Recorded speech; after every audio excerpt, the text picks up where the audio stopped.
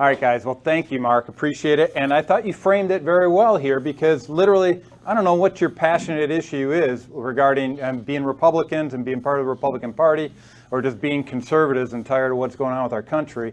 But your voice is your vote. And if they're screwing around with the integrity of our elections, you've lost your voice.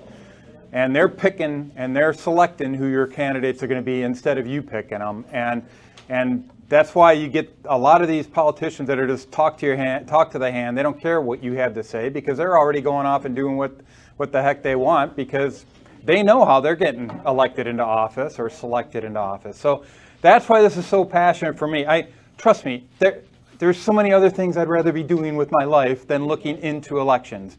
This is like, you guys, for those who don't know my background, I really wanted to get back into aerospace engineering. I wanted to get into fixing the healthcare system. There's a lot of cool things I wanted to go off and do, but none of it matters a hill of beans until we fix this first.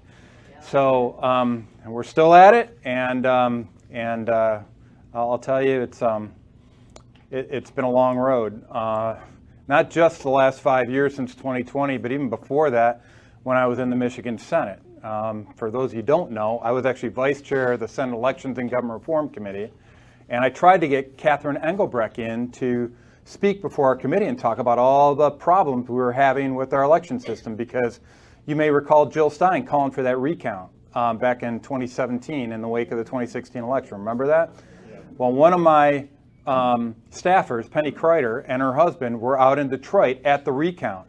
And they were at the precinct where there were 306 votes according to the poll book, but only 50 ballots in the container. And so obviously some ballots were more interesting than other ballots because they got run through a few more times. And so I called for an investigation, asked the Attorney General to investigate, and the Attorney General said, I'm not going to dig into it, but Ruth Johnson did with the data she had available to her, and it was just a data mining exercise because she didn't have the ability to go off and subpoena any of the records or anything.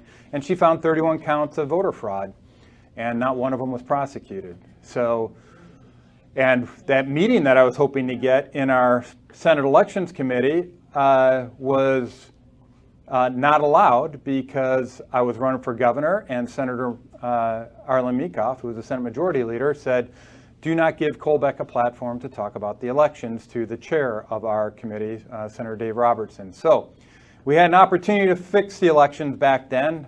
I had Catherine all lined up and ready to go. I've known her for quite a few years. And unfortunately, that didn't happen then. So this has been going on for a while. And how many of you guys have seen my process flow diagram that I developed when I was in the Senate? All right, so I mapped out all the election processes because I'm a geek, and that's what geeks do. As an engineer, I wanted to map it all out, so whenever we had a bill, I could have a good understanding of how that bill would impact that flow. Would it increase the likelihood of fraud or decrease it? And so that's actually helped me, I think, over the last 5 years to go off and isolate where we needed to go off and look, where the key concerns were, and what we need to go off and drill down into. So anyway, I think the Senate experience, I think, has helped me overall in that context. So, but tonight, I really want to focus in on a lot of your questions. I want to understand what your concerns are, because literally I could go in so many different directions and talk about all kinds of different topics, because I'm not just working here in Michigan. I'm working across the country with Mike Lindell. A couple of years ago, he hired me as his chief operating officer for Lindell Management, which was a total blessing, because prior to that, for like 3 years, my wife and I literally had no idea where our next paycheck was going to be coming from. And but I am here to tell you that where God guides, He provides. And I honestly don't know how we kept the lights on, but we kept the lights on, and that's the way He works. And it's deepened my faith even more. So if you're wondering why I'm still pounding my head against the wall in this whole election integrity thing, is because I feel like I'm called to go off and do this. And when people are spouting a bunch of stuff that's not true, I feel like it's my duty to go off and call them out on it. And it's not fun. It's not fun. It's a lot easier to just kind of go with the flow. But Anyway, so I'm going to go over a few things. First of all, I want to get a quick little survey to kind of take the temperature of the room. How many in this room believe that the 2020 election was the most secure election in American history? All right, how about 2024? All right, and well, yeah. And how do you think we're situated for 26? Yeah. I also got a question for you. How many thinks it's no problem using electronic voting systems? As long as you go off and secure them correctly, everything will be fine. Remove them. Yeah. Okay. All right. I think I got the temperature of the room. All right. That's good. And guys, I'm telling you, when I came in as a certified poll challenger in 2020 at the TCS Center, I was bright-eyed and bushy-tailed. I assumed that because I knew all the different laws, I knew all the processes, I go, as long as I had an opportunity to go off and correct them and let them know what they were doing wrong at the TCS Center, they would correct it, and then we'd get the election right, rolling in the same direction, right? Okay, I'm a little bit, I told somebody else this earlier, I'm a half full glass type of guy, generally, and so I just assumed the best in everybody, and I found out that that doesn't work when you're dealing with an organized crime syndicate, and that's what I've come to believe is really happening, and unfortunately, there's R's next to some of the folks in that syndicate as well as D's, and we got to muddle through that, unfortunately. Let's see here. I actually wrote down some notes I can't read them, but I wrote down some notes. And I just want to start off, with why I'm still passionate about this and why I'm zeroing in on this election fraud, and just give you a summary of what I believe are some of the most damning pieces of evidence that we have in the hopper right now, particularly around 2020. And by the way, I'm in that school of thought that says unless we address what happened in 2020, you're never going to have a secure election. And the reason I focus in on 2020 is because we have so much freaking data and so much freaking evidence on that if we can't get justice for 2020, we're not going to get justice for any of the other elections either. And a lot of that's due to this lead clapper here, Tim Vetter. His efforts with DEEP and prior to that with Check My Vote. Guys, I often call all the people who have come together on this election fraud front meddling kids. And how many people know what that is in reference to? Scooby-Doo, guys. At the end of every Scooby-Doo where they caught the villain they'd pull the mask off the villain and the villain would say, and I would have gotten away with it if it wasn't for you meddling kids. So, and the thing about this is that the Mystery Machine kids, it wasn't their job to do this. They were not law enforcement, right? They were doing this because they were in the wrong place at the right time, which is kind of where I was at the TCS Center. And so we're still at it, and we're doing it because of meddling kids like Tim Vetter and many of the other folks, Jeff with Michigan Fair Elections. There's a lot of folks who've been working their tail off on this for quite some time. And so one of the most damning pieces of evidence, and this number has changed from month to month, and frankly it shouldn't change at all, but it deals with a key metric in our elections, and that is the number of voters on the list of people who voted and the number of ballots cast. So the number of ballots cast in the 2020 election was 5,579,317 ballots. That's according to good old Jocelyn Benson's official numbers, and of course Jocelyn never lies. So and then when you actually look at the qualified voter file, however, according to statute MCL 168.509Q, and it's so sad that I not only know that MCL reference, but that I know the number of ballots by exactly in the 2020 election. I've been at this for too long. But the number of the list of voters is 499,850 people short of the number of ballots, according to analysis that Tim, he gets these QVF records every single month from the Secretary of State. And that number should never change after an election certified, and it's changed every single month since the 2020 election. And why are they deleting it? Well, there's no good reason for it to be deleted or modified. There's a lot of bad reasons, and it ties into another fact that Jocelyn Benson orders the clerks to destroy election records within 7 days of the certification of the vote after every election. And when she does that, she eliminates the audit trail for the poll books, which are documenting at the local level who voted. So now you have to trust what the state is saying as far as who voted, and you have no access to the local data that tells who voted. And why is this important? Because what are the chances that you go off and after you've done some great canvassing like Jackie Eubanks did back in 2020 with a group of folks out in Chesterfield Township, and she found a 17.6% anomaly rate on the voter history data that was provided by the state in Macomb County.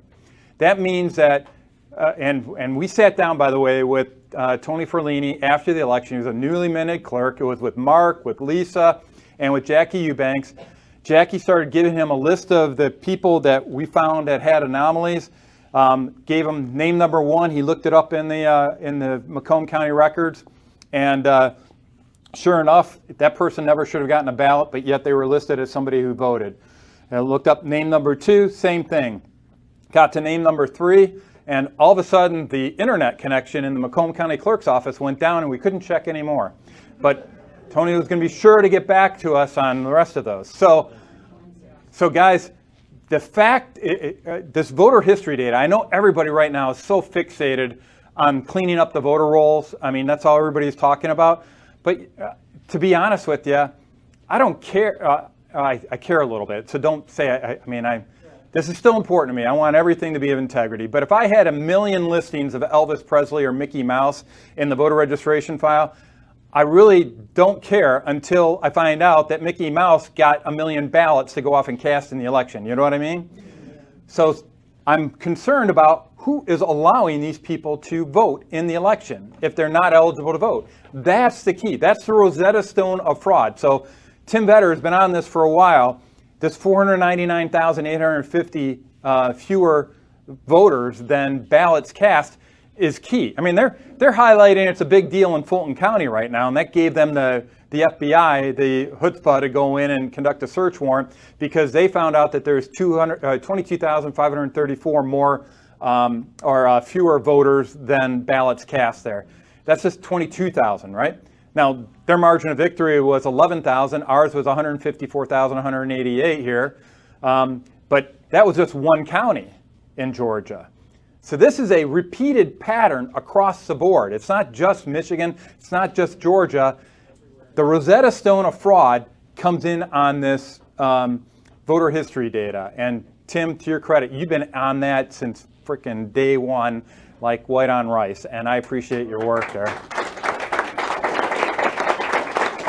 So that's one of the most damning pieces. The other thing is our own Secretary of State's been found in violation of law.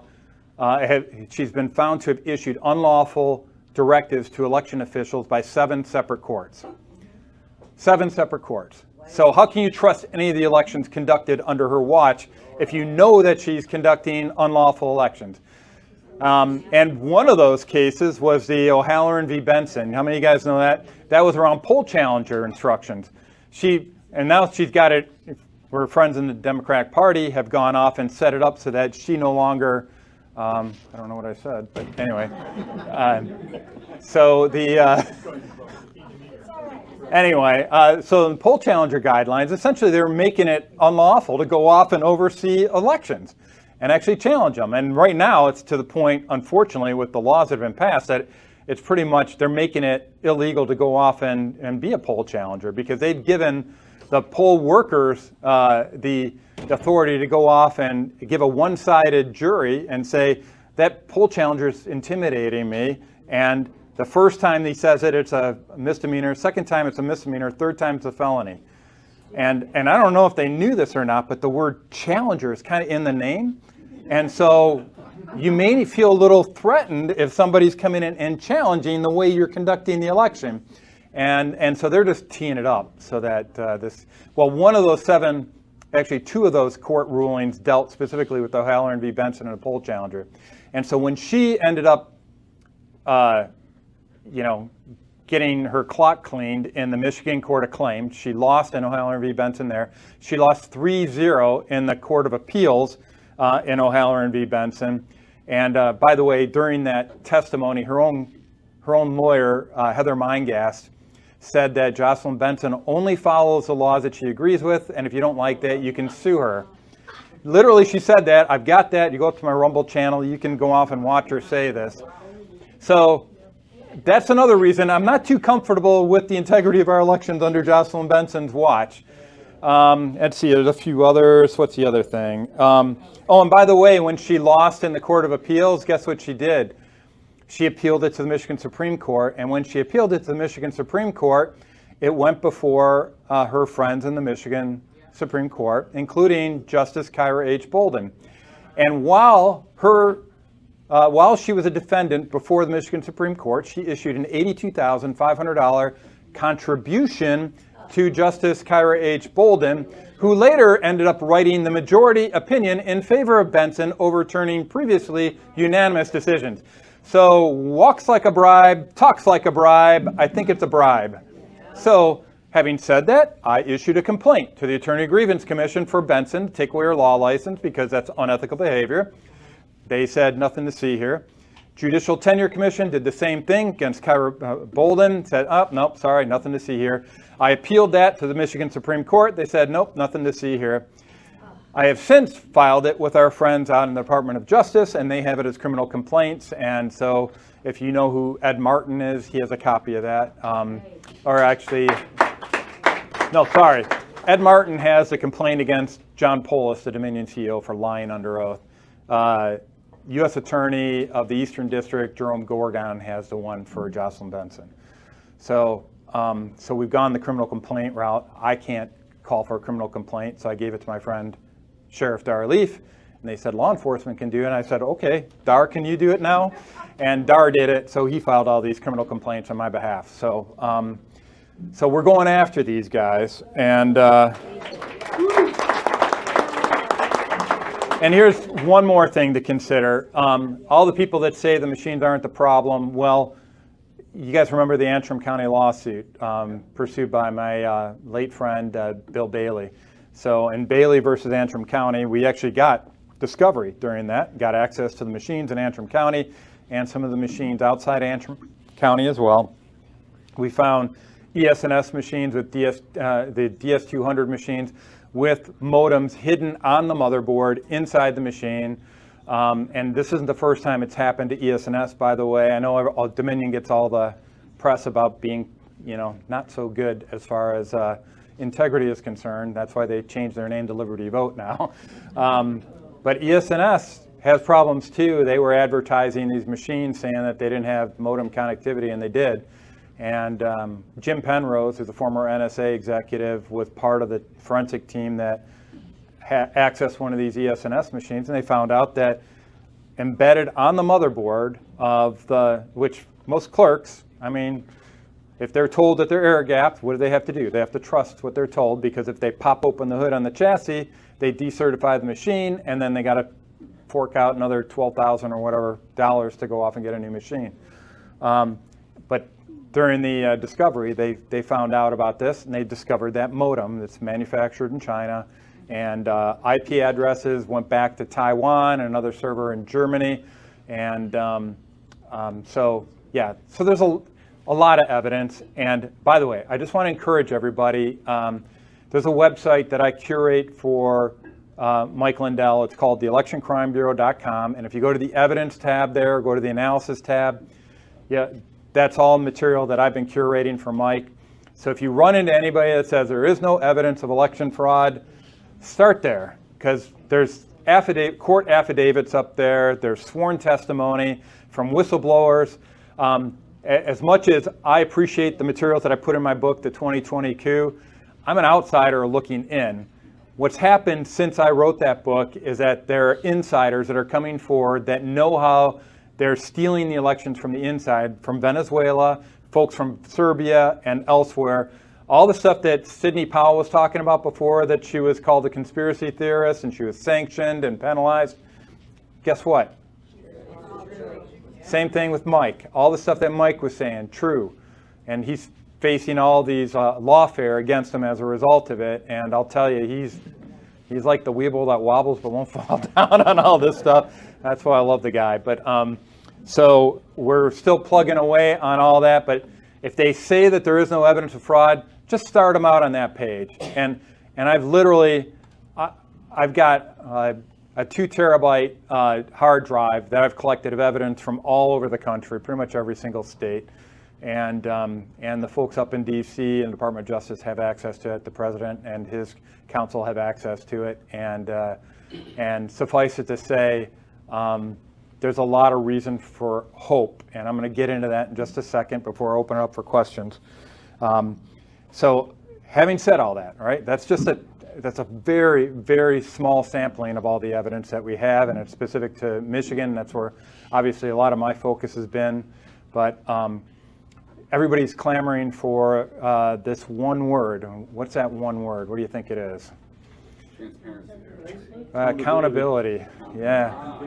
Yeah, sorry. The accountants should have thought of that one. Wait a minute. So it's accountability. They want people to go to jail, right? We all want people to go to jail for this, because instead, who's going to jail? Tina Peters for 9 years for doing her job as a clerk. That's what we're going against, a criminal syndicate. We literally are. I mean, you look at Tina's trial. I mean, they wouldn't allow the introduction of exculpatory evidence that would say, here's what the duty of a clerk was. And what she did was exactly in line with the duty of a clerk. And she got put in jail to make an example out of her. Same thing with Stephanie Scott here in Michigan, out in Adams Township in Hillsdale County. Jocelyn Benson had her removed as a clerk for asking inconvenient questions around internet connectivity of the machines and around the ballot permutations for the test, the logic and accuracy tests. They don't want people investigating this. And what else has happened? They sanction the people that are going off and supporting those investigators, right?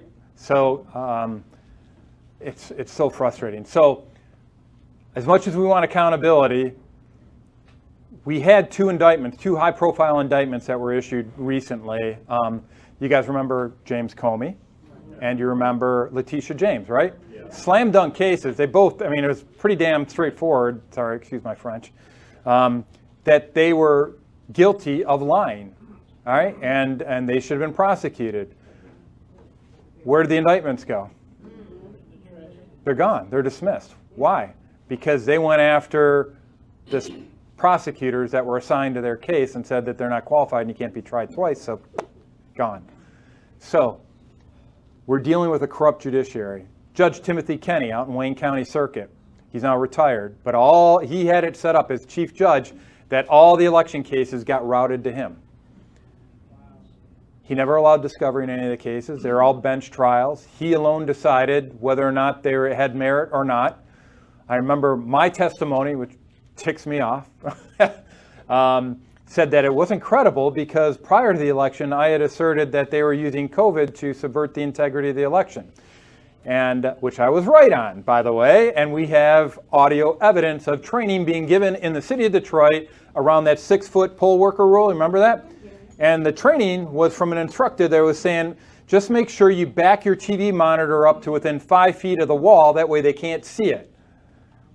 And Judge Kenny dismissed my testimony on the internet connectivity, saying that I can't be trusted because of my pre-election comment. That's a garbage we were dealing with. And by the way, I'm a certified Microsoft small business specialist. I'm a techie, not to mention, in addition to being a former state legislator. So guys, they were connected to the internet during tabulation out at the TCF Center. And as this whole path unfolds, you'll see why that is more important than even I realized at the time as we go forward on all these discussions. So there's a lot of blockers or a lot of blocks on the whole accountability stage right now that we got to get through. And the judiciary is a big, big issue. The media is another big issue. And then the money laundering, the dollars that went into these NGOs that ended up padding the pockets of the people that are blocking us right now is a big issue. But on the flip side, so back into the glass is half full mode, we've had some successes. So the Doge activities right out of the gate, President Trump went after the money. And everything that he has been doing has been cutting off their money stream. And it's having an impact. All right, so you notice that the ranked choice voting folks had to pull back their ballot initiatives last time. Why? They had to marshal their resources. They were running out of funds because the spigot had been cut off. All right, so it's having an effect, and hopefully it'll have an effect down ballot. But NGOs are getting their funding cut off because of DOGE. They're identifying all the fraud now. We've seen what's going on in Minnesota. Guess what? Minnesota is not the only state, right? We've got Harmeet Dillon has been filing DOJ lawsuits against HAVA. And by the way, this is where Michigan Fair Elections did one of the most brilliant analyses on HAVA compliance that I've seen, and NVRA compliance for that matter as well. In statute, when the Help America Vote Act was passed, they required an audit of the yeah, and because you're getting money, there's grant money, and there's conditions associated with that, and so every once in a while they're going to do an audit saying, did you comply with the conditions of your receipt of that grant? And so it's usually perfunctory, and EAC goes off, does this little audit thing, but it's open to other inputs into that audit process. And who was the whiz that was leading that from Michigan Fair Elections? Because they were an auditor in their background, and they put together, yeah, Mark, was it? Mark Vaith, yeah.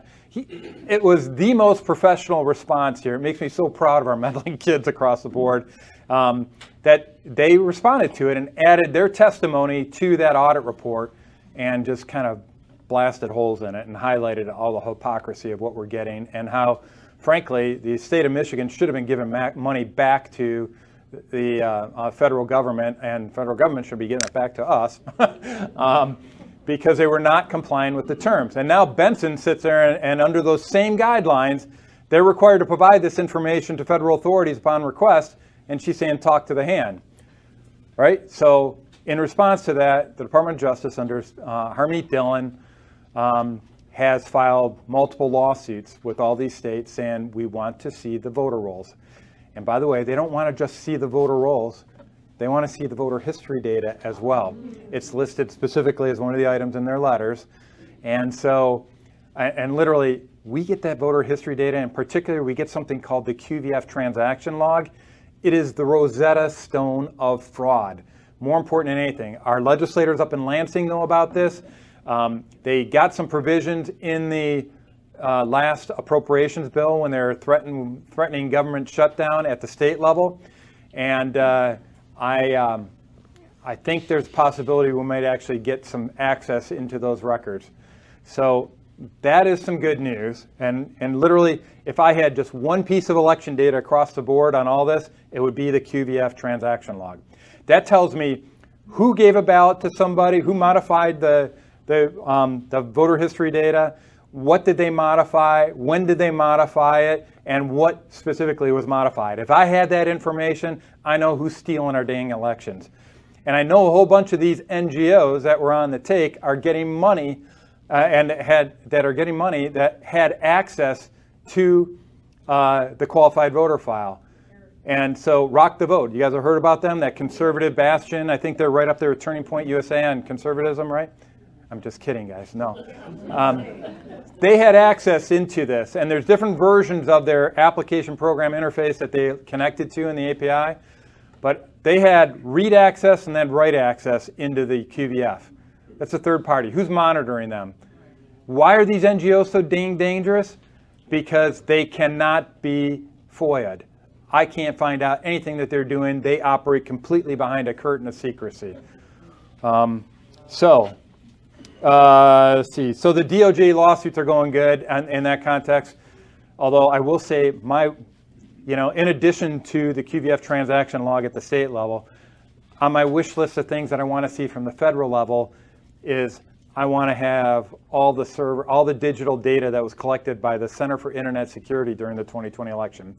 And for those of you who don't know about this organization, they were contracted by CISA. So don't confuse CIS with CISA. Although CIS is a CISA to CIS, no, that's right. All right, anyway. So Center for Internet Security is a non-government organization. I can't issue a FOIA request for them. They are contracted with the federal government to provide ostensibly cybersecurity for our election systems across the country. And they install what are called Albert sensors, which are essentially glorified sniffers. And they are looking at the unencrypted election record transactions from all over the country, all 50 states. So all that data is pulled, centralized into the data centers that are monitored by the CIS. Do you kind of get an idea why I want to see what they're doing? And so even if these guys were on the up and up, and I've got indications that they're not, at least they're being funded by people that are not on the up and up, then it's still a single point of failure that if I were a state actor like China, I'd just focus all my efforts on corrupting that system, because it's the ultimate man-in-the-middle attack for all these machines that they say are not connected to the internet. So that's why they employ a company called Center for Internet Security to secure them. How stupid do they think we are? I mean, really, when you think about it. So, all right, so I'm just going to kind of tee up. If you're looking forward on what to focus in on in the coming days and to give you encouragement and hope, there's going to be 3 basic threads I want you to track. Most recently, and you probably heard that I heard, it was supposed to be on C-SPAN and everything else, that we had 3 of the senior officials from President Trump's administration, the Attorney General Pam Bondi, the DHS Director Kristi Noem, and Director of National Intelligence Tulsi Gabbard were all slated to speak at the National Association of Secretaries of State. They canceled at the last second. Don't know why, but there's various theories. Some are really cool theories to ponder. And I'm not going to go into them, and since we're live streaming and we're talking about it, because I think that's what actually happened. But the bottom line is those 3 threads. You pay attention to what's going on with those 3 ladies in addition to what President Trump is saying, and I think you're going to understand where we're headed on this. So, Kristi Noem is Department of Homeland Security. What are they focused in on? Immigration, right? So all the people stealing the elections, all the money laundering associated with that, that's her lane. Pam Bondi, Department of Justice. We just talked about the HAVA lawsuits and filing lawsuits against the state of Michigan and Benson and all those folks. And then you've got Tulsi Gabbard, who I got to admit, I didn't know what to think of her for quite some time here. But I'm liking what I'm seeing right now. So, and I know some folks that are working with her, and it's she's over the target. And you may recall in a cabinet meeting last March, I think it was, she highlighted that these election machines have serious vulnerabilities that have never been plugged. Well, she's got a lot more information than that. She was cut short on what she was saying in that meeting. But she obtained the voting machines from Puerto Rico in the 2024 election last year. She has had a team out at the Fulton County, Georgia, looking at the machines out there. She's got a team of forensic experts been looking at that for quite some time already. So her lane is going to be foreign involvement and the machines. So those are kind of the 3 little lanes to pay attention to as we go forward. And so anyway, we'll see how it all pans out. Here's the sad news a little bit, though. In 2026, nothing's changed in Michigan. It's only gotten worse from my perspective, from an election integrity, which means we've got to flood the zone. The good news is we should have them running scared when they attempt some of these games that they're playing. The bad news is it's more difficult to detect because poll challengers are effectively outlawed, and even when poll challengers are allowed to oversee a process, what have they done? Like in Detroit, they used to have a 5-step process for processing ballots at the AV County Board. Now it's a 4-step process. They moved the one process that had any pay dirt associated with it from an election integrity perspective into the clerk's office, and poll challengers aren't allowed, which should tell you everything you need to know about the fact that they're crooked. But it's important that we just get out and flood the zone in 2026, because Literally, the only reason Trump won in 24 is because he literally did make it too big to rig. And we got to do the same thing in 2026, or else guess what? They're going to be running impeachment after impeachment after impeachment. One's going to be for him looking cross-eyed at Ilhan Omar. The next one's going to be for him, jaywalking on his way to the White House or something. It's going to be all kinds of bogus charges again. And so we got a road to haul. I've got a good friend of mine that was hired as a special government employee. His name is Kurt Olson. He's a former Navy SEAL. He's a JAG officer. He's working with the president and prosecuting election crimes. It's my understanding that he's one of the instigators behind the Fulton County seizure of ballots. So there are some very good people inside the administration that are moving on this. And if you want another note of encouragement, just please note that President Trump, it wasn't too long, I think it was at the end of January, over the weekend, he went out, he finally had enough, because he, like the rest of us, is anxious to start seeing some orange jumpsuits, right? And so he blasted like 12 different posts on election fraud, election fraud, election fraud, election fraud, just all this stuff that if you know your scripture, it says you can dig, you're going to be pulling out old treasures and making them new, or something to that effect. And it's talking about God's word. But in this context, it's literally all the old evidence that we had from Antrim County, from Detroit, from Muskegon, all that stuff. People are now starting to pay attention because the fake news is being put in their place, and we have alternative communication methods, and people are hearing about this stuff for the first time. And so all the stuff that I have in my book, The 2022, it's even more compelling today than it was back then. I stand by everything that I had in there. But I will, if you only have time to read one book on the elections, don't read my book. And I mean this. There's a book that's come out since then that you need to read because it puts everything that happened in Venezuela in context, and it's called Stolen Elections by Ralph Pezullo. And it features so while we're just grasping at straws, looking at what we can get from open source intel, they actually recruited insiders that were actually on the fix in the Venezuelan elections, and also telling us how they do it here in the United States with fixing the elections. And it's a page turner. It literally, if they convert that into a movie, it's going to be a bestseller. But it's really good. So it's called Stolen Elections. Ralph Pezullo. Pezullo. And it's got testimony from a former CIA station chief, Gary Bernson, and his partner, Martine Rodil. And they literally recruited well over a dozen insiders. And if you go to Mike Lindell's website, that electioncrimebureau.com that I work for him, and you go to evidence, you can see the actual affidavits and the actual letters from these insiders. And they include former head of security for Hugo Chavez. They include the former 3-star, 4-star generals inside the Venezuelan army. They include the guy who set up the war room for the Venezuelan election system, the senior election official. These guys are not the dog catcher in the election process. These are the top head honchos.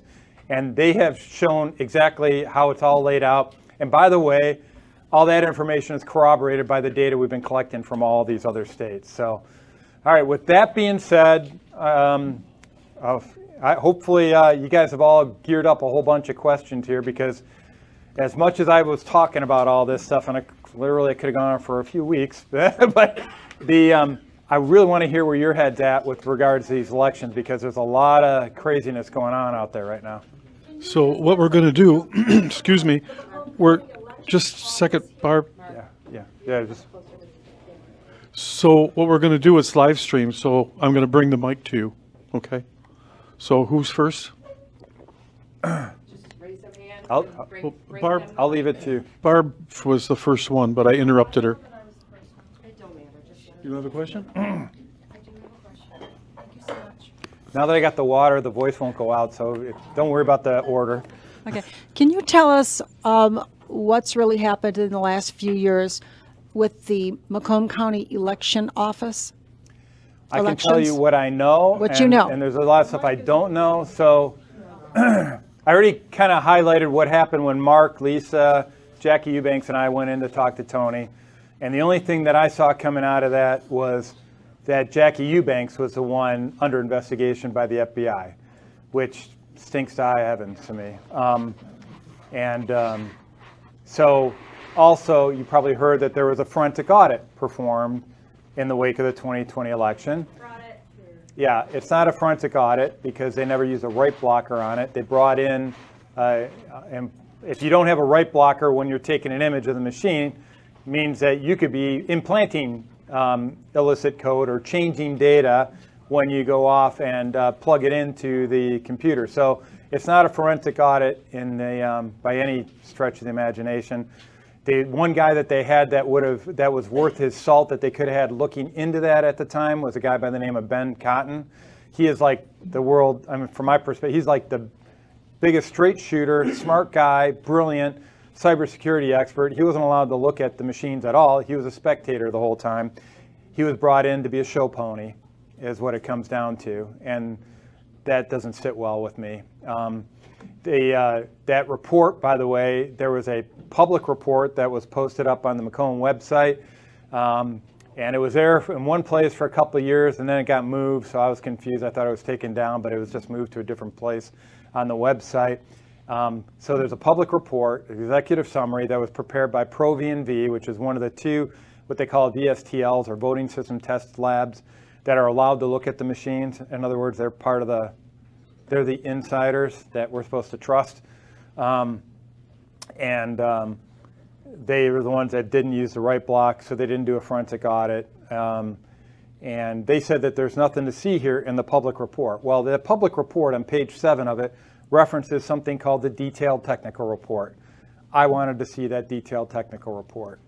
And I submitted a FOIA request for that. And Tony Ferlini, when he was talking about running for Secretary of State, called me up and we started talking. I said, Tony, I don't want to talk about that at all until I see a copy of that detailed technical report, and you can get it to me. And he said, no, it doesn't exist. And I go, what do you mean it doesn't exist? It's referenced on page 7 of your report. He goes, no, it doesn't exist. A couple weeks later, I got a rejection to my FOIA request saying that due to security concerns, mind you, 5 years after the election, due to security concerns, can't allow you to go off and read that. And then I found out that the Macomb County Clerk's Office had approached Jocelyn Benson for advice in the wake of the audit on how to prevent the distribution of technical data from this audit report to the general public. So he actually did premeditated FOIA obstruction. And the same guidelines that he got back, and by the way, the guidelines he got back were not from Jocelyn Benson. They were actually from ES&S. So he took legal direction from the vendor that was being called into question for integrity of their systems and used their rationale as a basis for denying my FOIA request. So that technical report is out there, but I don't have access to it. The microphone. A follow-up question? Microphone's not on. It's not on? Well, this is for the live stream. This is for the live stream. The name for the, I'm going to call it the second forensic the audit, detailed if tech- that was ever done, if the second Oh, audit. no, it was one audit, but there were two versions of the two names. reports. One was like the public executive summary version. The other was the detailed report that actually had the substantive settings and configurations that they were looking at.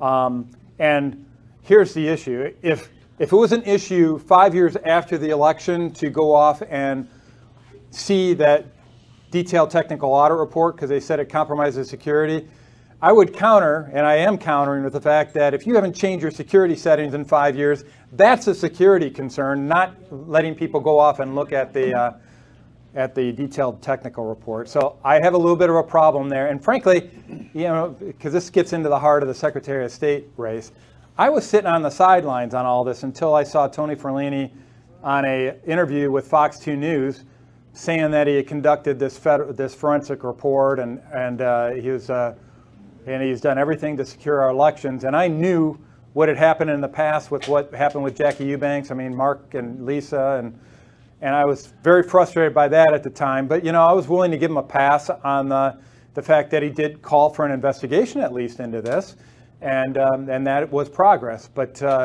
unfortunately, that was a case of the more I dug into it, the less I liked it. And instead of actually giving me more confidence, it actually gave me less confidence, and that's where I finally said, that did it. I've been watching all these candidates for a while, and that's why I endorsed Monica Yatuma for Secretary of State. So, and I've interviewed them all. I've talked to them all, and there's one that's heads and tails above the rest. And I don't think it's an exaggeration here. I think once Monica gets into the Secretary of State, she's going to be one of the best Secretaries of State this state has ever had. So. Next question. I have something to add to that. Yeah. He did a live stream. Just a second. There was a live stream, and he had something where he signed a petition, and at this petition meeting or whatever, he's like, he had the paperwork to like disregard whatever you were accusing him of. He goes, Yeah. here's the papers, I have them, they're Yeah. on my website. And I question, I go, what was that? I don't understand. I mean, because I don't want any lies. Yeah. I don't want anything, no cover-ups. I'm very legit. What was it that he said that he finally had something that he showed all of his people? Yeah. That's the question I had. I said, well, just post it online then. He said he had something from the sheriff's department. Let's see it. Has anybody Confirming- seen it? Because that's what all I've been asking. I said, show me it. Confirming that what you said was a lie and what he said was the truth. It Yep. was from the sheriff's department. They're Yeah. all over there, Macomb I County. would Circle love of to Trust. see it, and I would be the first one to So issue a he hasn't retraction put if it anything on- I said was a lie. He hasn't put it on the website or anything? I haven't seen it. Did you look for it? No, which website? I went to Tony Ferlini's campaign website. I didn't see it there. Nothing, zero, nada. We could I'm probably just pull it saying up on the TV here. You want to it's go like off and he look? said it was there. I know. He's been So, wandering around with I these don't- papers, Let's fluffing not them have any around. lies. Is it there or isn't it there? I haven't seen anything. And if somebody has it, I mean, my email address is patrick@letsfixstuff.org. Send it to me, and I will let everybody know. And by the way, he's saying I said things that I haven't said. So just because he says I said it doesn't mean I actually said it.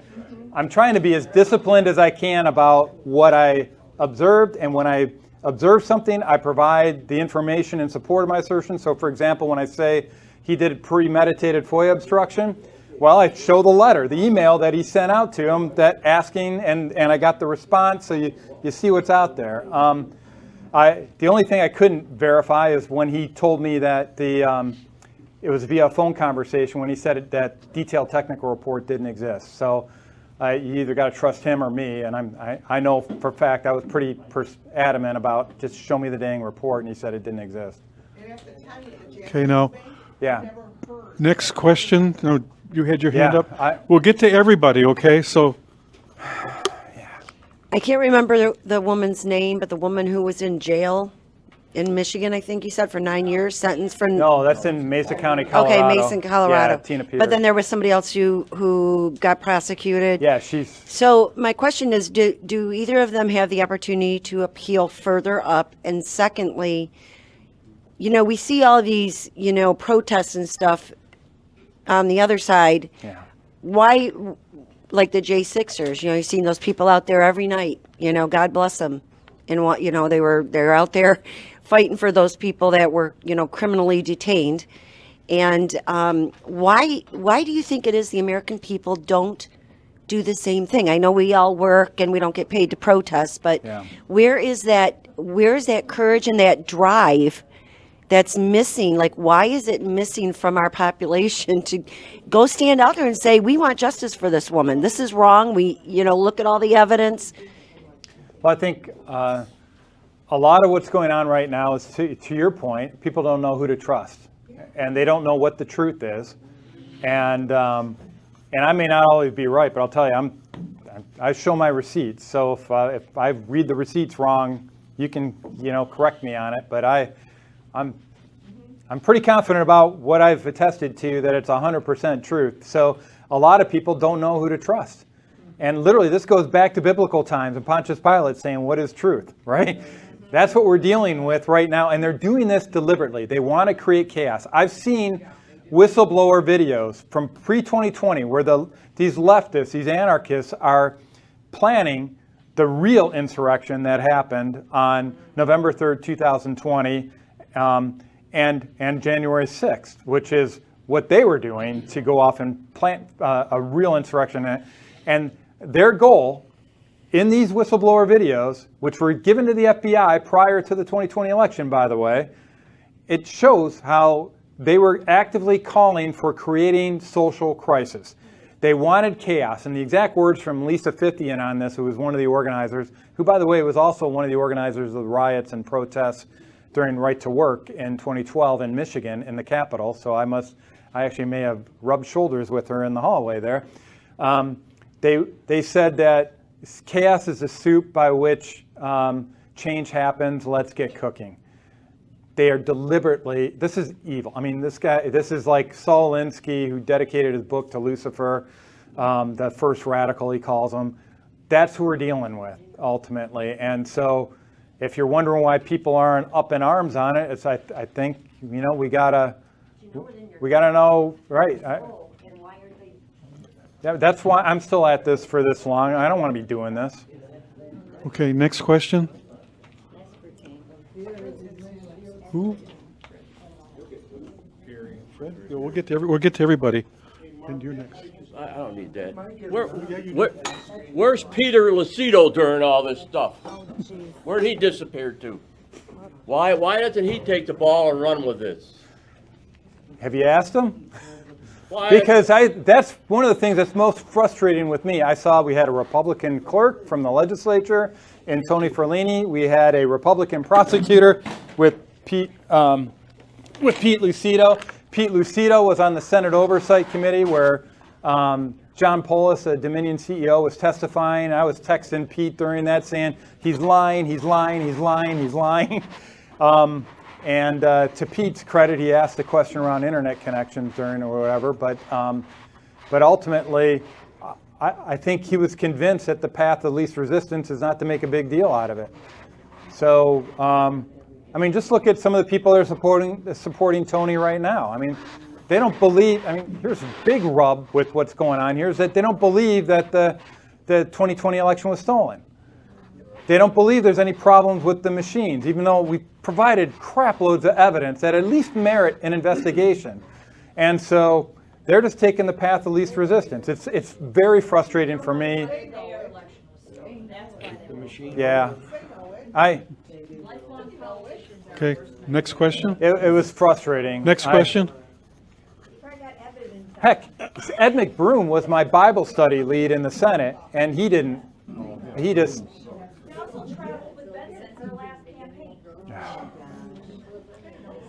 I got a couple questions. Yeah.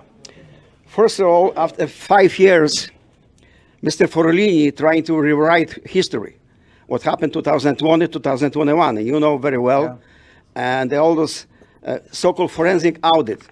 He was forced, thanks to Jackie and many of us who protested for more than 2 weeks in the front of his office. Finally, he decided to do the so-called forensic audit, like you mentioned.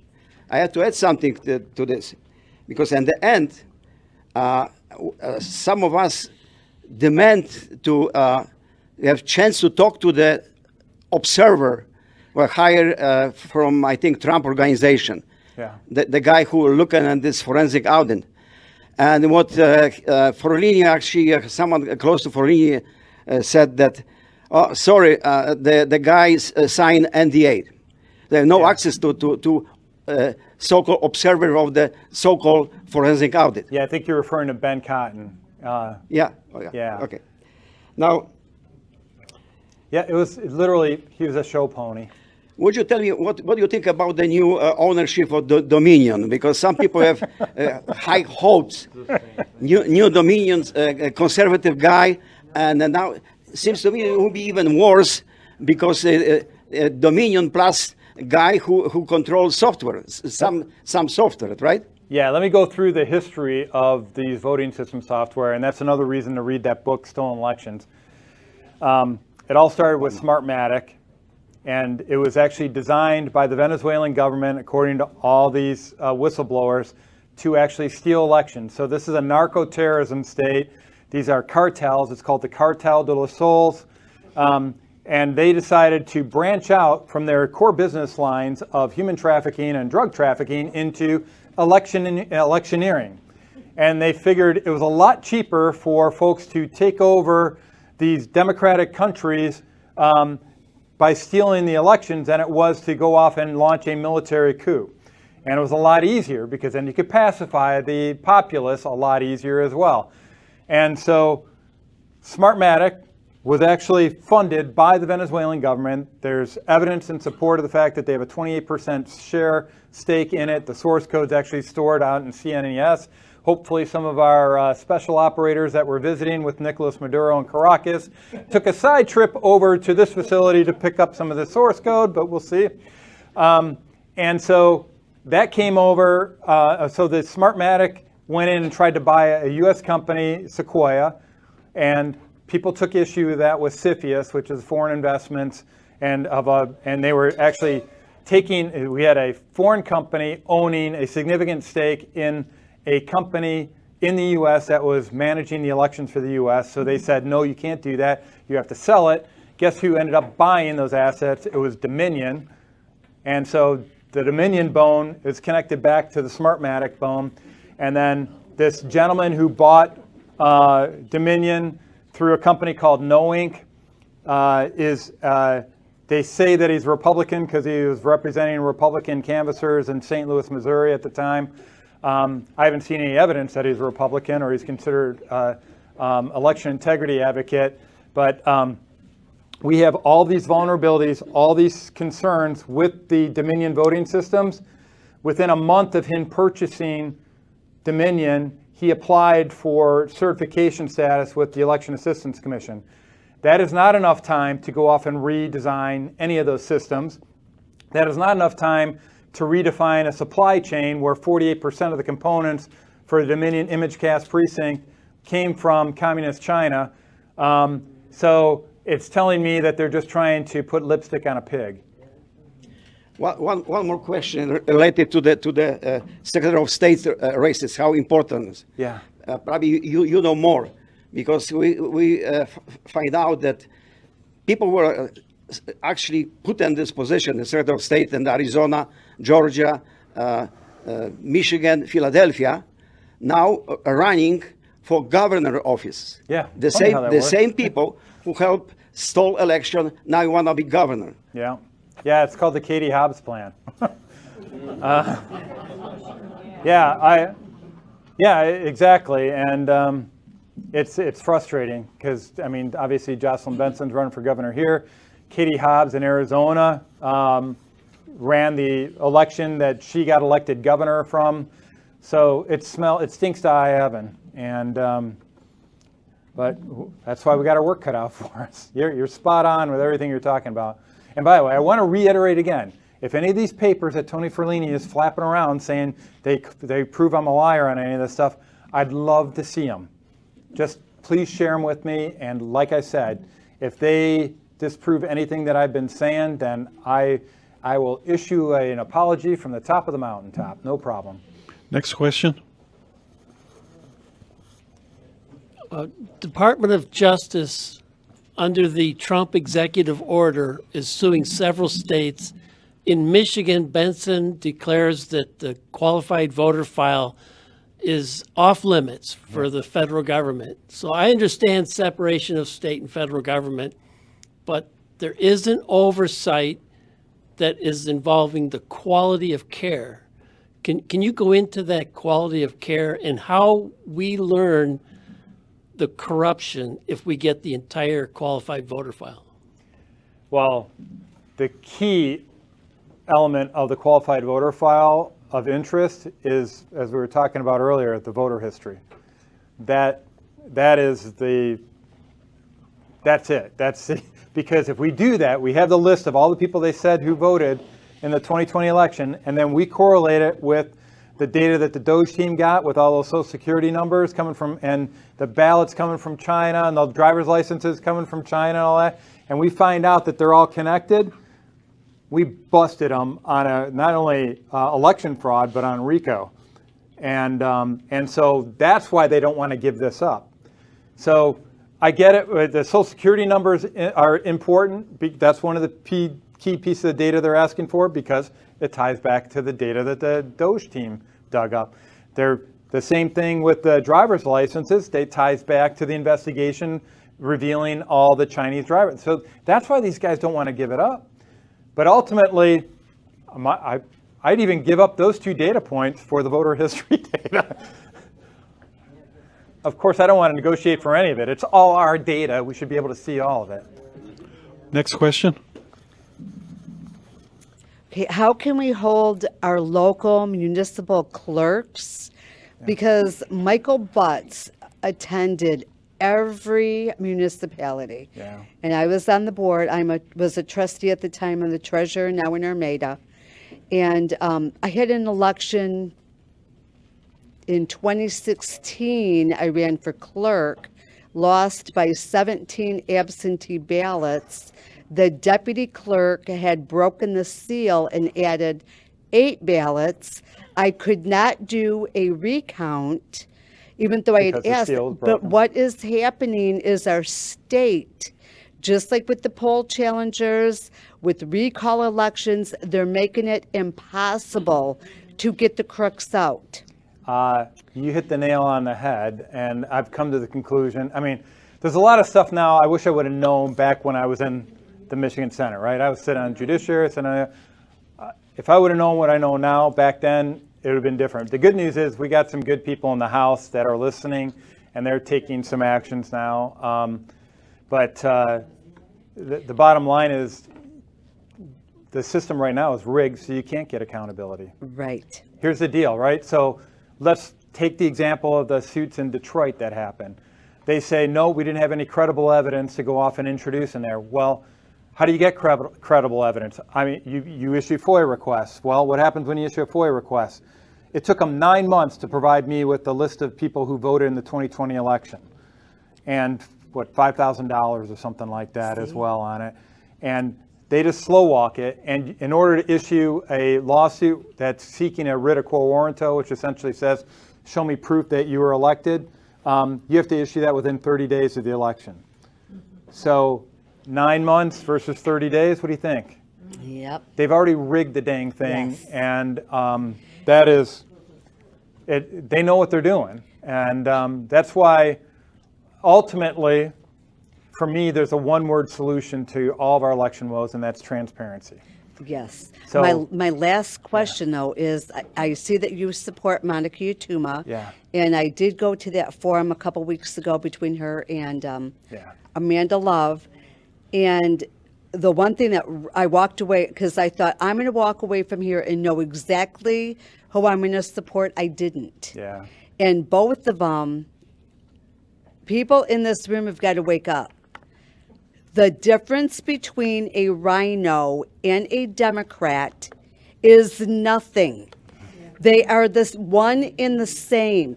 And we need people who are going to be willing to say that, because neither of them would say it. Yeah. And Tony Ferlini is, POS. he just, yeah, there's no difference. And everybody needs to understand that. Yeah. We know that. Next question. The term voting machine, sorry if this is rudimentary, Yeah. but a tabulator, when I worked at a precinct last election, Yeah. they would go into what they were calling a tabulator. Is that a voting machine, what has been called a Part of tabulator? it, I actually, if you really want to go back into brass tacks on it, certification occurs for an electronic voting system. That system contains a suite of components. The tabulator is one part of it. The monitor is a part of it. The managed switches are parts of it. In some cases, printers, whatever. You got to go back to what was actually certified. And you're getting to a really important question, because we never test the end-to-end system configuration that's actually certified by the Election Assistance Commission. So, matter of fact, we don't even do logic and accuracy tests either, but that's another story.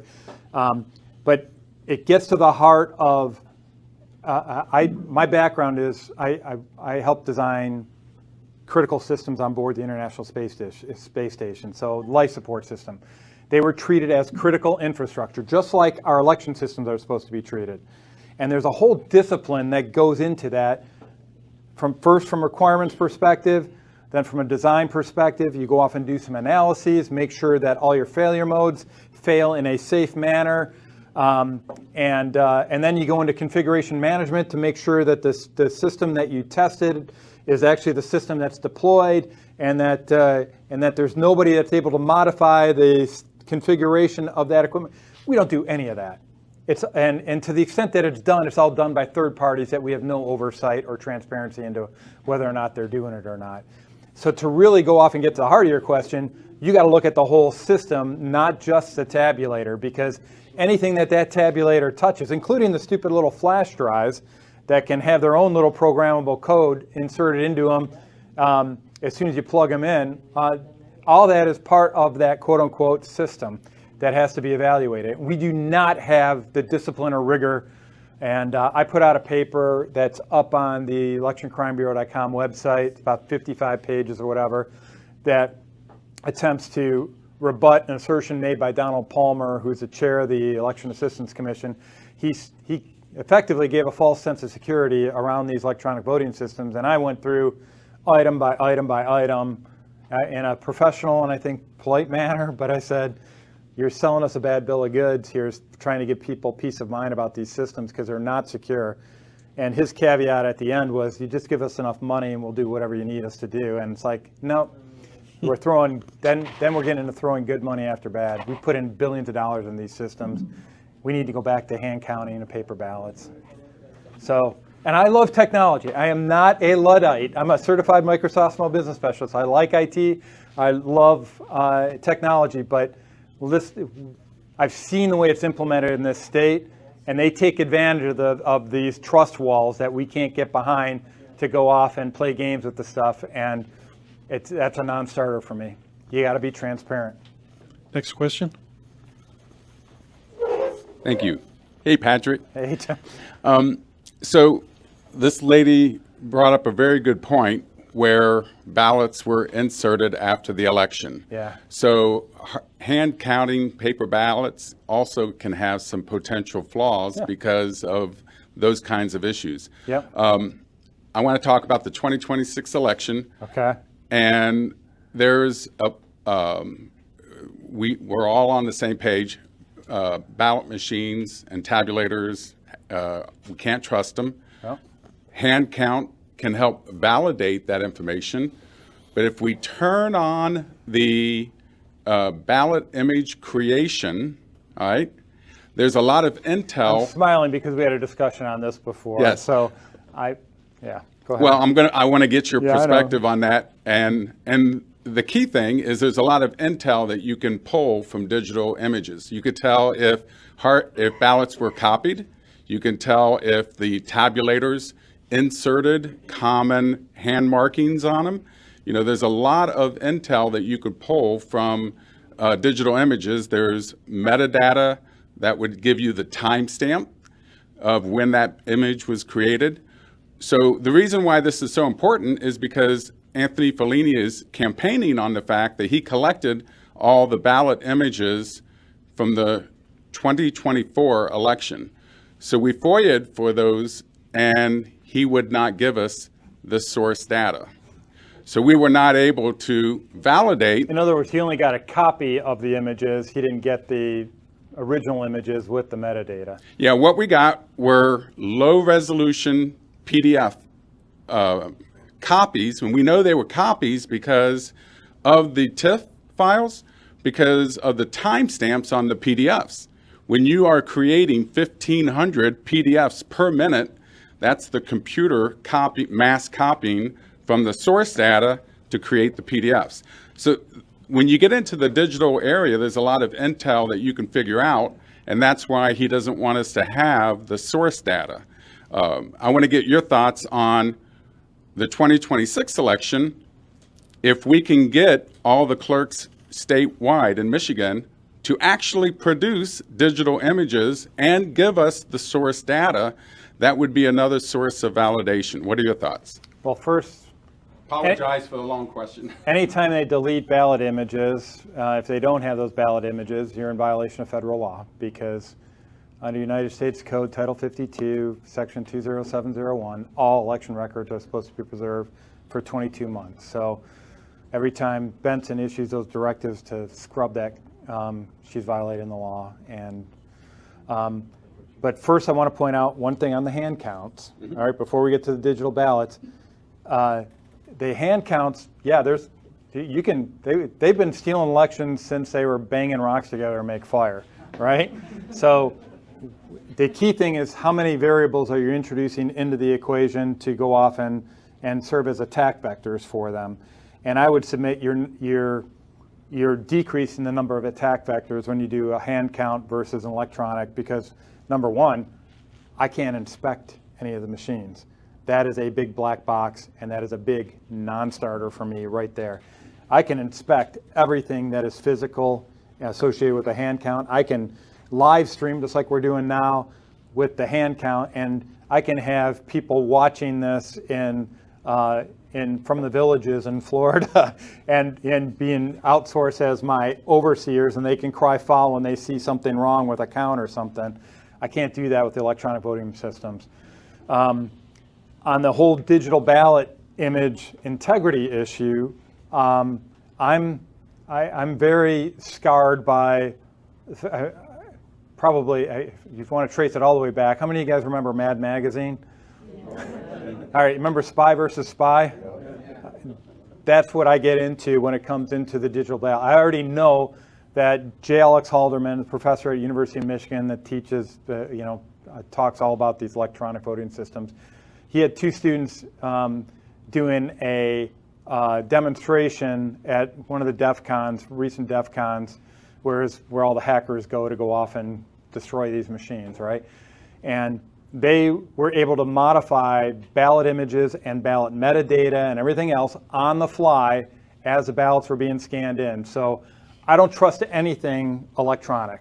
And I wish I could, I get it, but I don't trust them, because anytime you come up with something that's even better, then Spy versus Spy, the other guy is going to come in and find something that unspoofs what you just spoofed, or whatever the case may be. So I don't trust it. So is it incremental to have the ballot image data? Is that incrementally better? Yes, no doubt about it. Anytime you have more information on something, more transparency, I get a warm and fuzzy. But is it worth the effort to go off and pursue that, as opposed to just going back to hand counts of paper ballot? I would submit no. Next question. Is there another question?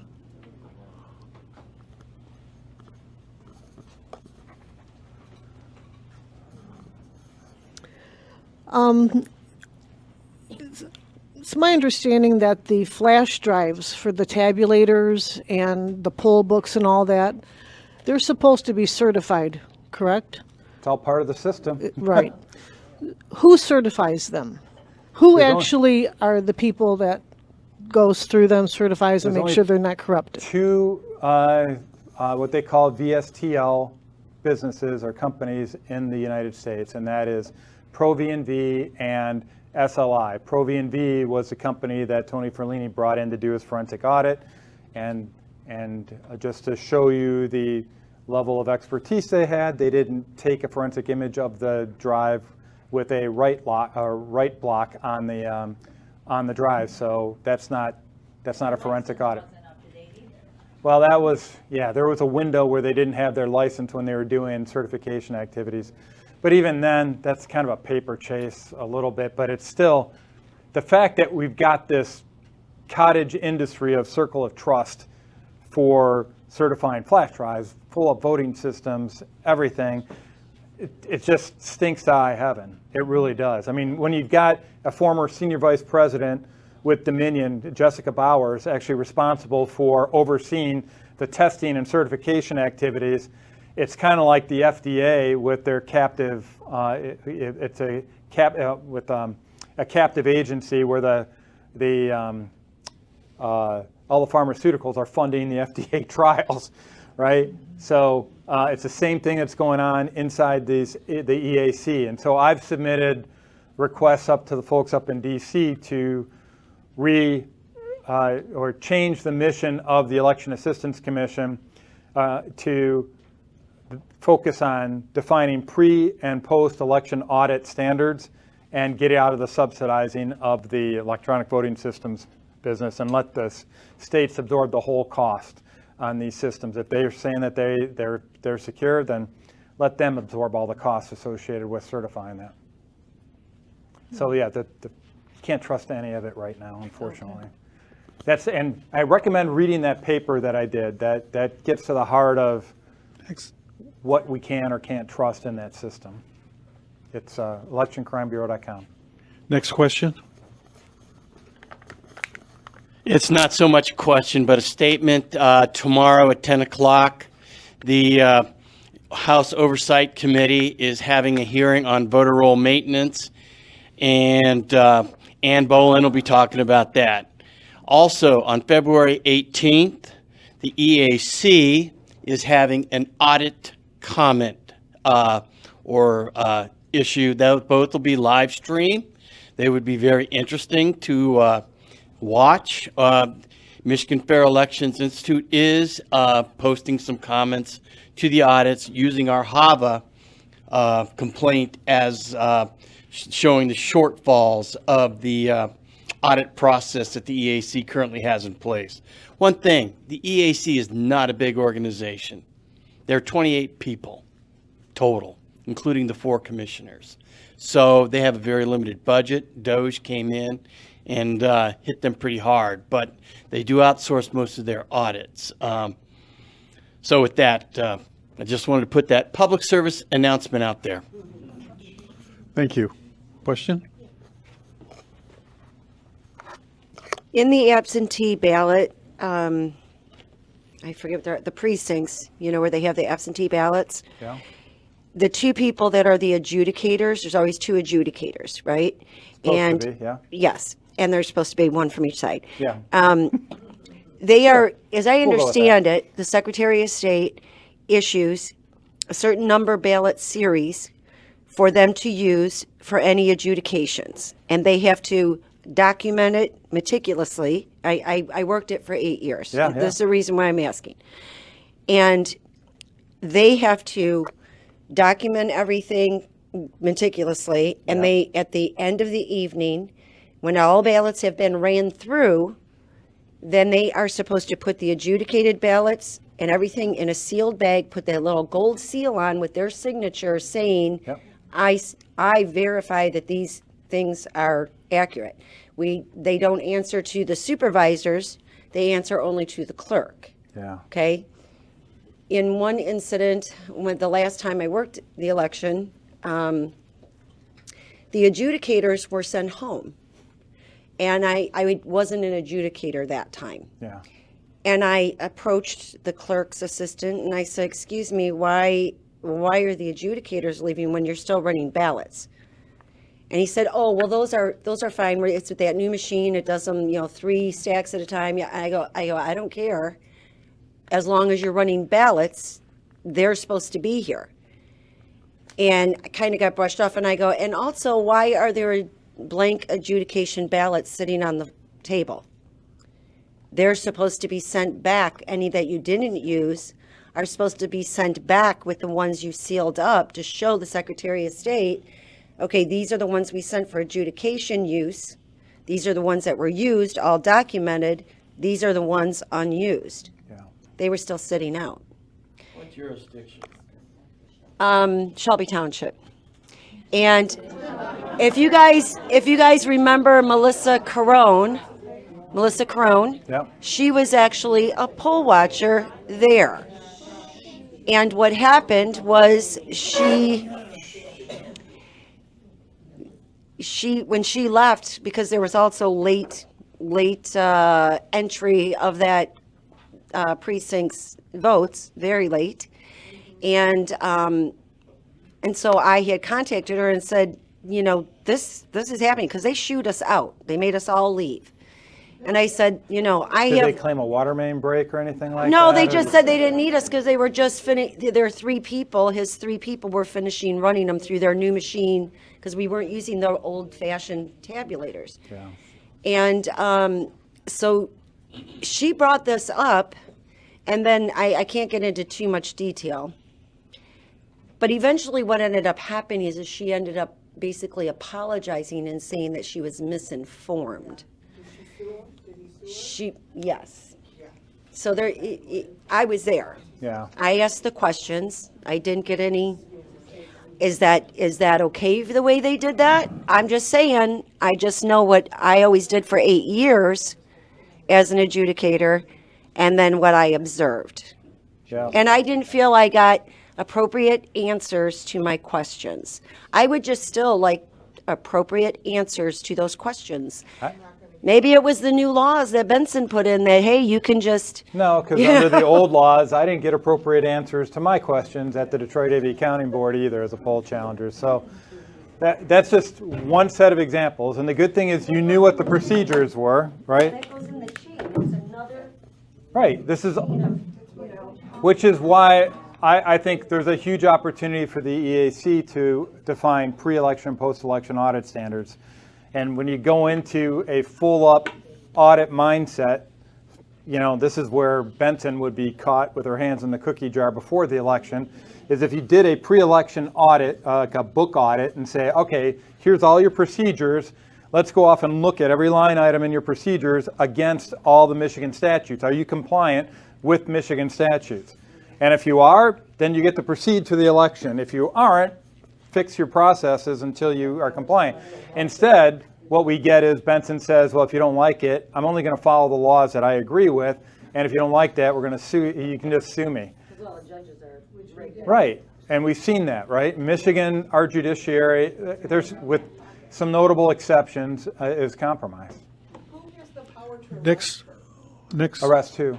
Benson or whoever's not following the laws? Who has the power to arrest these people? Like how Trump got arrested and all the Republicans get arrested? When we talk about criminal prosecutions, which is where we get into arrests, you have to have a prosecutor. You have to have, and so, you know, that's why it was disappointing what happened here in Macomb County, because we had a prosecutor. I thought if the, yeah, Nessel can do it for us. I'm sure she'd be right on it. Next question. Yeah, it comes down to, and by the way, this is something, even though I served 8 years in the Michigan Senate, I had to start learning the judicial system. I've learned more, frankly, in the last 5 years than I did during 8 years in the Michigan Senate. And I was on judiciary. Well, Pete has the opportunity to convene grand juries. He has the to launch investigations. Grand jury can issue an indictment, and indictments can lead to arrest. So law enforcement, if they have probable cause, they can arrest somebody for when they observe something that occurs in front of them. But then if they're going to hold them, you gotta have all the evidence to back it up at the time. So a lot of this stuff, frankly, you got to be a PhD in elections to have all the evidence in front of you. It's not.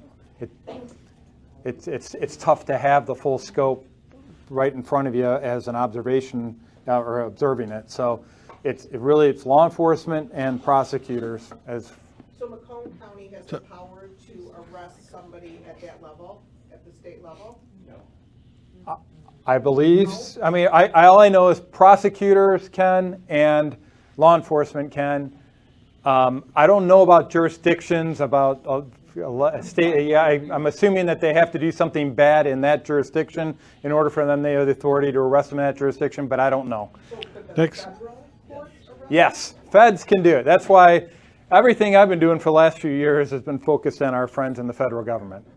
I've given up on Nessel and the Judicial Tenure Commission, the Attorney Grievance Commission.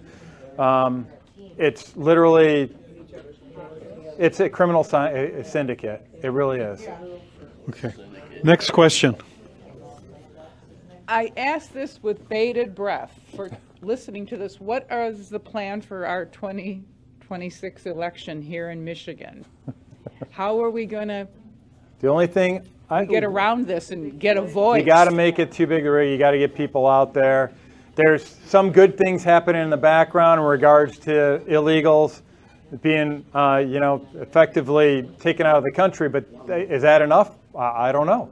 I mean, ultimately, here's my big concern. Everybody focuses on cleaning the voter rolls. We clean the voter rolls. And then the day before the election, Jocelyn Benson comes in and backs up the dump truck with a bunch of corrupt voter rolls. They get ballots and they vote, and it's the same garbage we've been in for every single year. So it's frustrating. I mean, we got to, from my perspective, I want to have at least a few people in orange jumpsuits before the 2026 election, because until that happens, they're going to keep on doing what they're doing with impunity. And so, and having said that, I am confident that the wheels are in motion for that. The problem is we still got to overcome some corruption in the judiciary. Next question. Not all of them are bad. There's some good. Justice Brian Zara, God bless his soul, he's got to deal with that every single day up there with those cronies, and I think it'll be good last question. Okay. Because the lady talked about rhinos, real conservative, and who will vote for Secretary of State. Yeah. So please remind us, Donald Trump 5-point election integrity plan, because we have discussion and including you. Yeah. And so we most of us, we know who's worthy to vote for Secretary of State, for me or two ladies. Yeah, well, obviously I endorsed Monica Utuma. Yeah, I know. Yeah. Please tell us the Donald Trump election integrity plan. Get 5 points. So his overall election, first of all, I want to highlight he nailed the funding streams first and foremost. So when you take out the dollars, all these NGOs that are going off and paying people to do corrupt things, they end up having the spigot turned off. So that's the number one thing that he not only can do, but he has done to a large extent across the board. And frankly, just the fact that he brought attention to it is kudos. I won't, without getting into too many details, suffice to say, I provided an actual playbook to a certain individual in DC that actually outlined all the steps that I think need to be taken, and about half of them have been taken. And to be frank, I don't want to air all those on a live stream right now because some of them I don't want them to know. But ultimately, it comes down to transparency. And these funding streams, when you boil it down by cutting these funding streams off, once we knew that they were doing it, they were hiding all this garbage. It was transparency that unearthed it. When it comes to the voter rolls, it's transparency that's going to solve that. So the idea of, frankly, Tim's work and Fani Montravati with checkmyvote.org, extremely valuable activities. Emphasize and use their information as much as possible. Ultimately, Donald Trump's big goal, what he needs to be going off and doing, is to encourage Pam Bondi to move things along and get people prosecuted. I think a step that from what I've heard in the back rooms, one of the big blocks to moving forward on some key election integrity initiatives has been a gentleman by the name of Todd Blanche, who's the Assistant Attorney General inside the White House. And I understand Pam Bondi still lives most of the time out in Florida, so she's not day-to-day. So Todd Blanche is the day-to-day guy, and he's been blocking the appointment of an Assistant Attorney General for election integrity that would report directly to Donald Trump. So here's one other key thing that is very important that I learned after I put the playbook up to DC.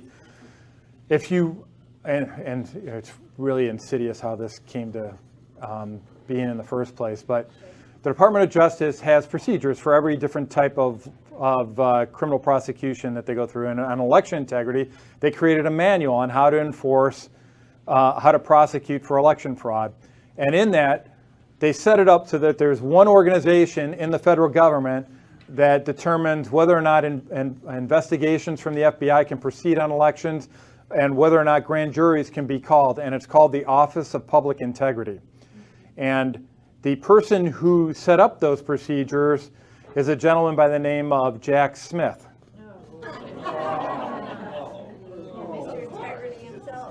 So, and notably, that position is still filled by a gentleman by the name of Ed Sullivan, and we do not have a Trump appointee in that position right now. So you've probably seen that all the forward momentum is coming out of the Civil Rights Division with Harmeet Dillon. That is the one area that, if you want, start applying pressure to appoint somebody like Ed Martin to the Office of Public Integrity. And when that happens, I think we're going to start seeing a lot faster movement towards those orange jumpsuits. So that would be a key part of the plan for me. A lot of the other stuff dealt with funding. Obviously, we got to pass the SAVE Act. And so anything if we pass the SAVE Act and you get rid of mail-in voting, that is huge. I mean, I highlighted this in my book. It's 90% of the fraud in 2020 was through mail-in voting. It's a third-party process. It's all hidden. There's a huge amount of trust that goes into it. In-person voting, you get rid of all those variables, a lot of those variables, and that's when the voter ID actually matters. So pushing for the passage of the SAVE Act is critical. Is there? I know. I've been talking with Sydney. She's been up. She was up in D.C. last week. Yeah. So we'll see. There's internal politics there, just like in our. It's the stuff. It's so disheartening sometimes when you see the garbage that's going on up there. But yeah. Next question. Is there, just one second, is there a new question someone hasn't asked any? Do you have a question? I'll get to you.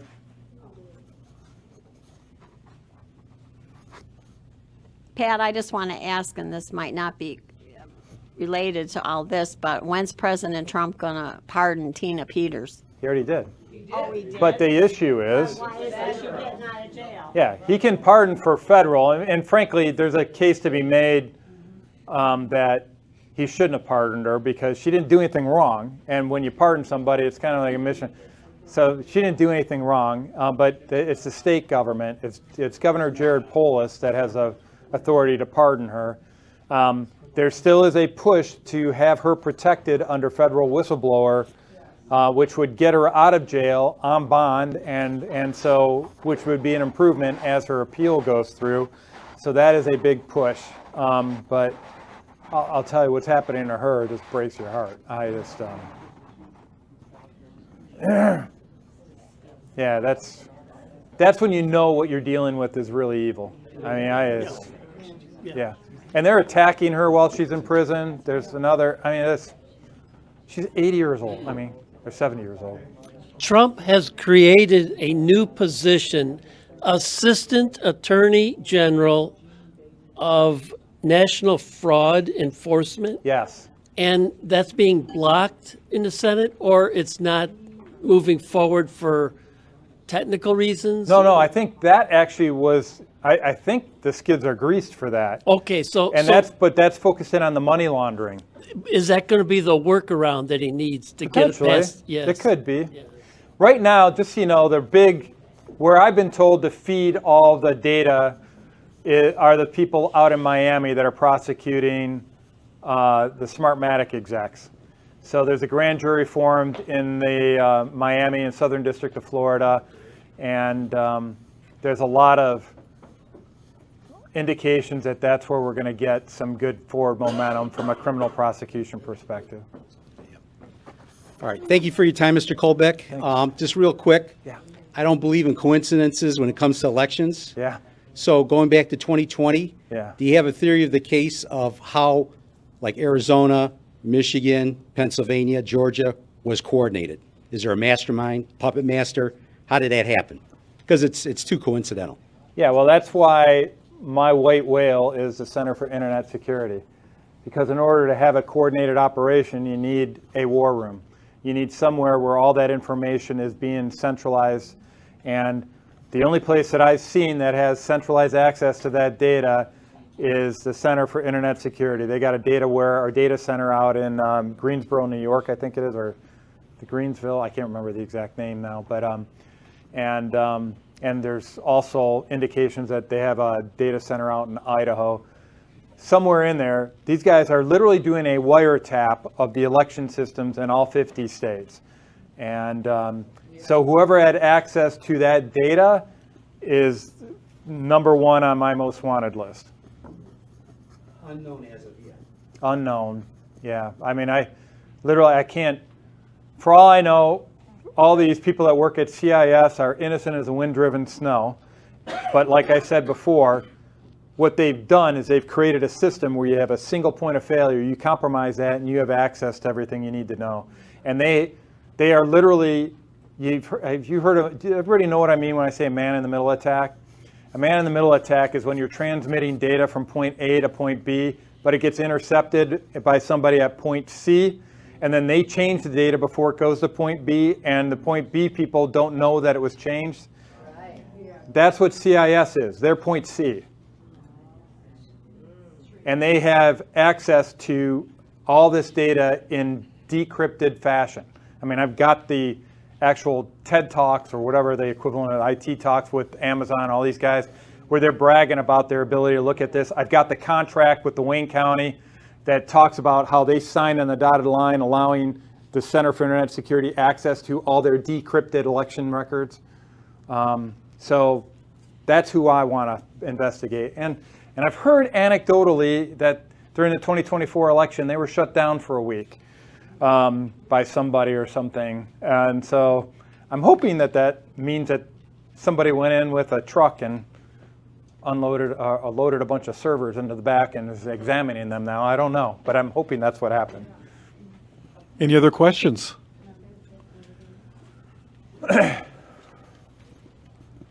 In 2020, I was at Cobo Hall and we got in for the military, the active military. Yeah. One of the envelopes. You were one of our 12 poll challengers. Yeah, we were independents. Yeah. What did the pizza boxes look like from the inside? I was like walking, I had no idea what to look for, and if I would have known now, every single ballot that I seen was for Biden, and they were all active military. They were born in the 40s, and I'm like, these are old people. So the one guy showed me the envelope of the lady. I wrote down her ballot, number, everything. I did an affidavit on this. Yeah. It came from Ontario, Canada, her envelope. That's, I mean, yeah. So the reason I wasn't in there is because I was training people for the next batch of poll challengers what to look for. So you were already finding it. So because it was like there was not one Trump ballot in that room. Yeah. Not one. And they were all old. So just so you guys know what she's talking about, this is the day after the election, that morning. That's when they put the pizza boxes up on the wall and they prohibited any new poll challengers from going into the room under phony COVID rules. Remember that, Judge Kenny?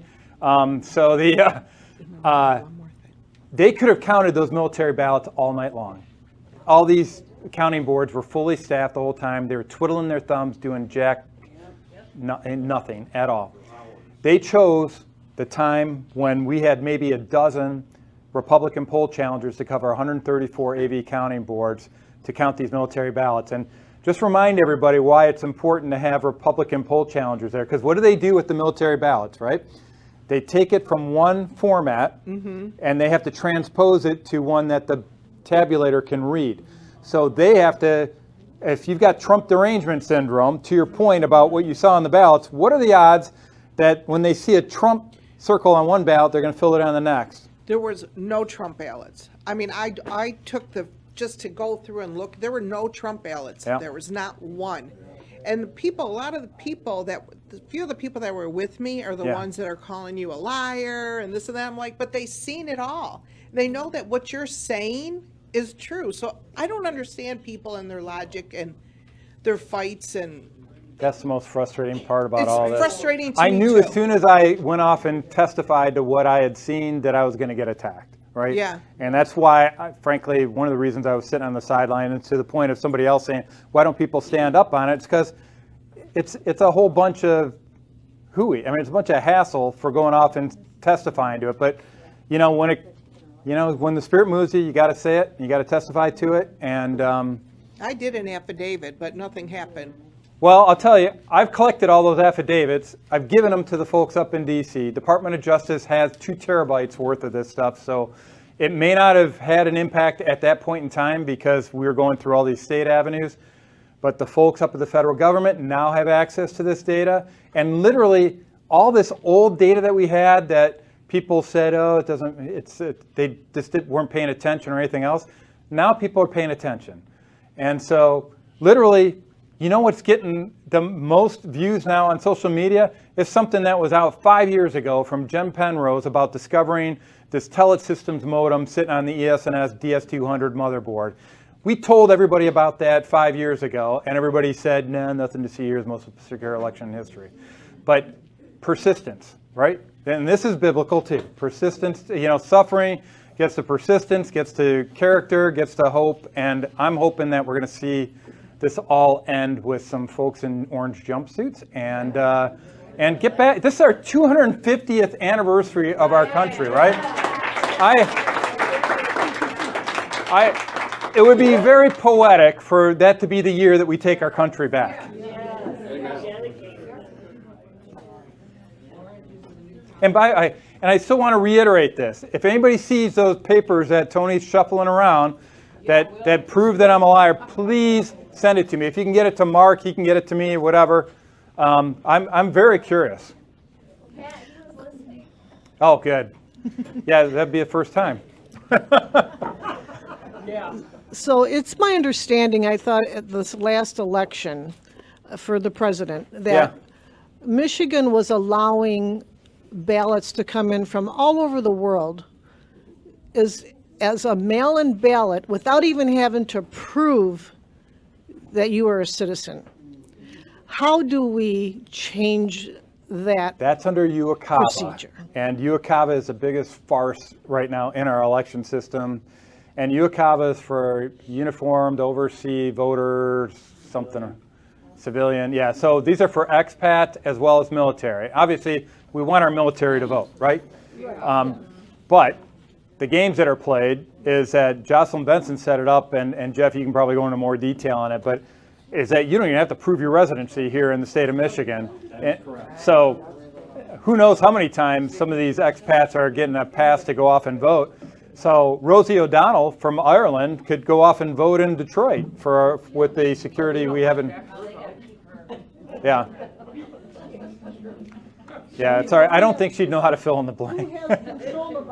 Huh?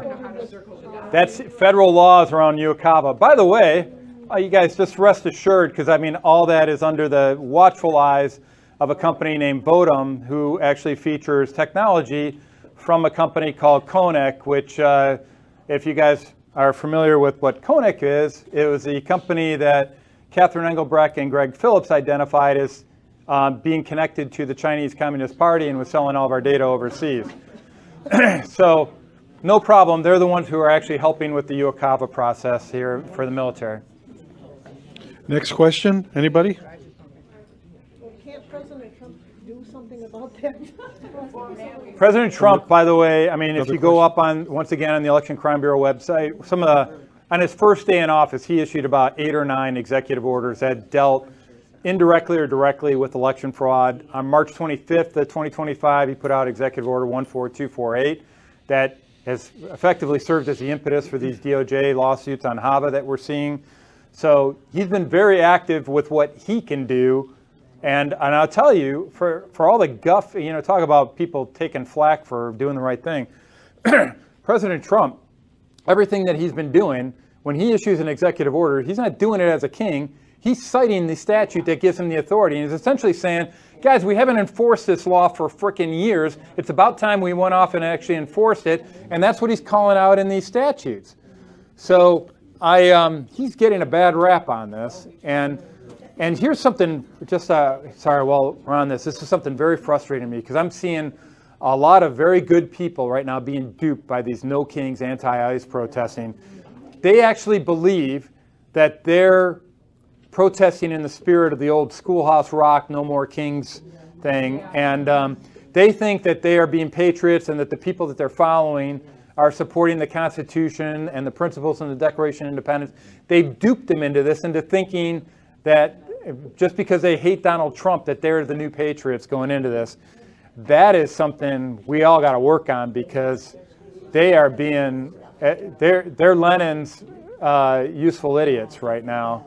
And yeah, that is so concerning. I've seen good people being duped by that just because they're listening to mainstream media, these little psyops known as fake news, and it's so frustrating. It's dangerous when you see the majority of them young, white female, and age 16 to 26. For what's that? Minnesota, yeah, Michigan. Yeah, it's frustrating. I'm going to put my tin hat on really quick here. You want mine? I've just noticed that over the years in education, we know they're being indoctrinated. Yeah. We need to keep fighting really hard against that. But in correlation with that, with all the push for technology in the schools as well, if you think about the age bracket, I look at these protesters, I look at these, people the ones you were just speaking of, the ones that think they're being patriotic. No, it's not just the kids. I know, but I'm going up to their 20s and stuff. They actually in the schools take kids and teach them how to hack. It's all part of like technology, and they actually pull some kids and send them to special training when they show great Beijing, skill. yeah. No, they're doing that here. No, I know. I'm just. So, I just see this combined effort with the education system, and then you've got that age bracket, and they're the ones we see in the streets. It's called the grand conspiracy, because all these, what seem to be separate threads, actually feed one another. And frankly, I was fighting this back when I was in the legislature. They were coming out with new social studies standards. I don't know if you remember that. I took a lot of heat on that. And I just said, whatever we come up with has to be politically neutral and accurate. And they ran hit pieces on me in the New York Times, Washington Post, all this kind of stuff, and just all fabricated lies. It's information, this information war element, and I forgot to mention that earlier, but that is a central, the fact that you guys are out here right now, you're already fighting that information war, so kudos to you. But guys, there's a lot of other people out there that are believing what they say on NBC, ABC, CBS, and all this crap, and it's so frustrating. Pat, I have a question. Do you happen to know how many Republicans that Benson has on her board? I mean, the State Board of Canvassers? Or what? Benson board? Benson has her own advisory board. Oh, Do you happen to know how many Republicans are on that? no, do you? There's one. There is? His name's Who? Tony Forlini. Oh, really? Yeah.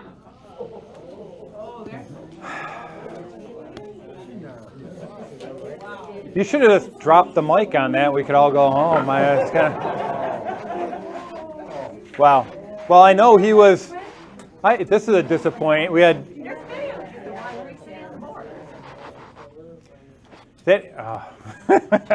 By the way, if you ever want to find out the political affiliations of any NGOs that are out there, there's a great website called influencewatch.org.